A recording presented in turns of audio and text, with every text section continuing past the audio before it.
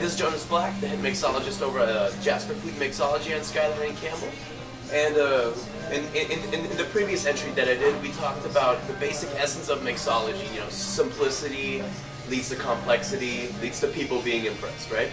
But something that we didn't cover was the tools that you're going to need to make a good drink. So I just want to go over very, very simple tools that you can buy at any grocery store or Costco or anything like that.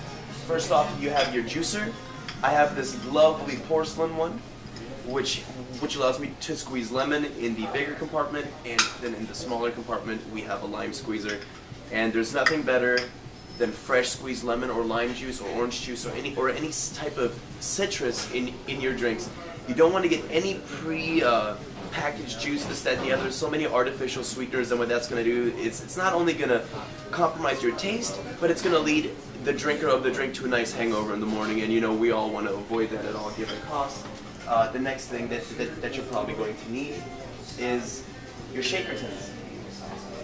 These are super important because it allows your drink to be shaken, not stirred, as James Bond said. And they usually come in a pack like this with a smaller tin and a bigger tin.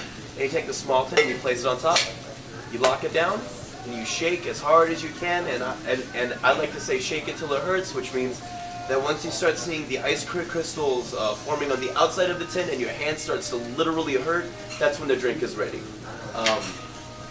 So we have the shaker tins, and something to go with your shaker tins, which is what you're going to need at all given times, is your strainer. What this does is, let's say you have something muddled down in here, and you don't want the actual remnants of what you've muddled floating in your drink. You take the strainer, and you just you put it on top, and then it strains out all, and then it keeps all the excess. If you're making a mojito and you don't want the mint in there, keeps all the mint inside the shaker, and then all you get is the mint infused rum at that point. So there's that. What I love to keep my recipes precise and accurate at all given points, so everything comes out the same all the time, is a jigger. These little things make all the difference in the world. The big cone is 1 ounce, and the little cone is, I think, it's ½ ounce. It's either ½ ounce or 1/4 ounce. Either way, it's not a full ounce. I normally use this one anyway, and I'll normally do 2 shots of liquor in most of my drinks, just because I'm a generous bartender, and if I'm going to go somewhere and pay $9 to $10 for a drink, I at least want to catch a slight buzz off of it. And this is something that you'll definitely need at home, because most of the things that you're going to be bartending with or getting recipe ideas from are going to have a set amount of liquor that they want in the drink. And that's super important. It's just like salt in food. You don't want to over-salt food. Salt is great, salt adds flavor, but too much of it and it's terrible. So something else that you're going to want if you're getting into mixology especially is a muddle.